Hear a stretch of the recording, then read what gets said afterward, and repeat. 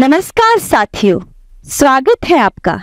दोस्तों, आप हर वर्ष अपने लिए स्कूल ड्रेस या अन्य कपड़े सिलवाते रहते होंगे और आपने दुकानदार को कपड़ा खरीदते समय मापने के लिए एक मापक डंडी और दर्जी को नाप लेने के लिए मापक फीते का उपयोग करते जरूर देखा होगा।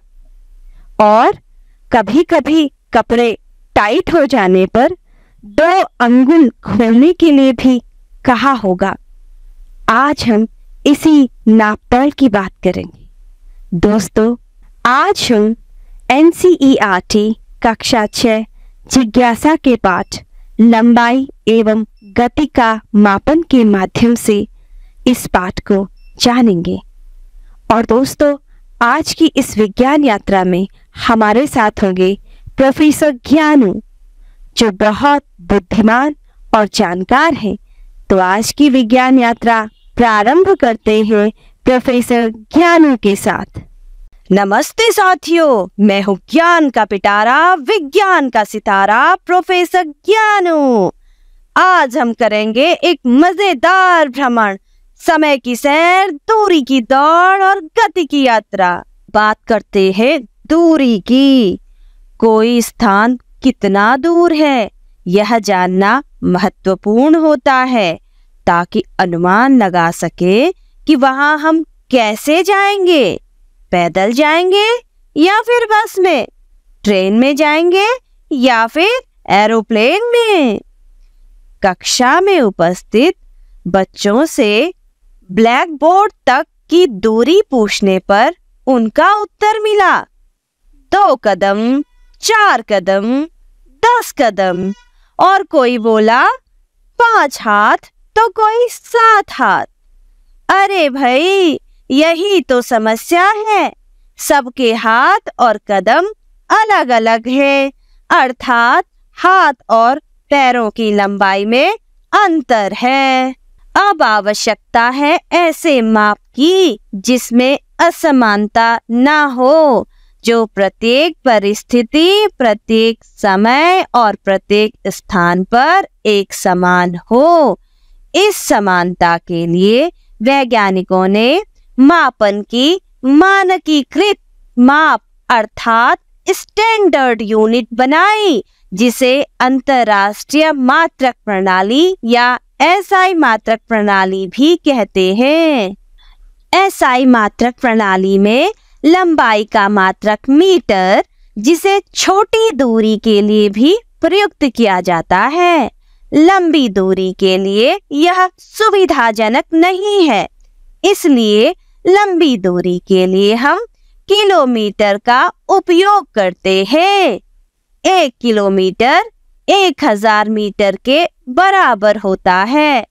भार को SI प्रणाली में हम किलोग्राम तथा समय को सेकंड में मापते हैं। हम सीधी लंबाई वाली वस्तुओं को मापने के लिए मीटर स्केल, फीता या रॉड का इस्तेमाल करते हैं। बच्चों, आपने सोचा है कि टेढ़े मेढ़े पौधे या फिर सांप की लंबाई नापनी हो तो हम क्या करेंगे? तब हम इस्तेमाल करेंगे धागा विधि, अर्थात पहले धागे को पौधे के साथ टेढ़ा मेढ़ा रखेंगे और फिर सीधा फैलाकर स्केल के साथ नाप लेंगे।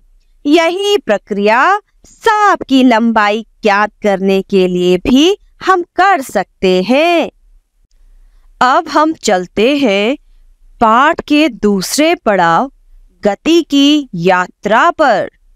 अगर कोई वस्तु समय के साथ अपना स्थान बदलती है तो हम कहते हैं कि वह गति कर रही है। जैसे चलती कार, उड़ता पक्षी, घूमता पंखा, भागता कुत्ता और परेड करते जवान। गति अलग अलग प्रकार की होती है। जैसे सीधी सड़क पर किसी वाहन की गति सरल रेखा में होती है, इसलिए इसे सरल रेखीय गति कहते हैं। दीवार पर लगी घड़ी की सुइयों की गति, पंखे की गति वृत्ताकार मार्ग पर होती है, इसलिए यह वृत्तीय गति या सर्कुलर मोशन कहलाती है। कुछ गतियों में समय के साथ दोहराव होता है, जैसे झूला झूलते बच्चे की गति या परेड करते सैनिकों के हाथों की गति, या फिर घड़ी के पेंडुलम तथा सितार की डोरियों की गति। ये सभी प्रकार की गतियां आवर्ती गतियां कहलाती हैं। तो बच्चों, आज आपने मापन का महत्व, इकाइयां, दूरी तथा दूरी मापने के उपकरण एवं गति और उसके प्रकार को जाना। अब बताओ बच्चों, विज्ञान है ना मजेदार? साथियों, आज हमने जाना कि पुरानी प्रचलित मापन विधियां जैसे कदम, बालिस्त इत्यादि से मापन में गलतियां हो सकती है, इसलिए हमें मानक इकाइयों का मापन में उपयोग करना चाहिए। साथ ही आज हमने वक्र रेखा की लंबाई नापना तथा गति के प्रकार को भी जाना। दोस्तों, लंबाई और गति के मापन द्वारा हमें दुनिया को सटीकता से समझने में मदद मिलती है। हम फिर मिलेंगे अगले अध्याय में। तब तक सीखते रहिए, सिखाते रहिए। धन्यवाद।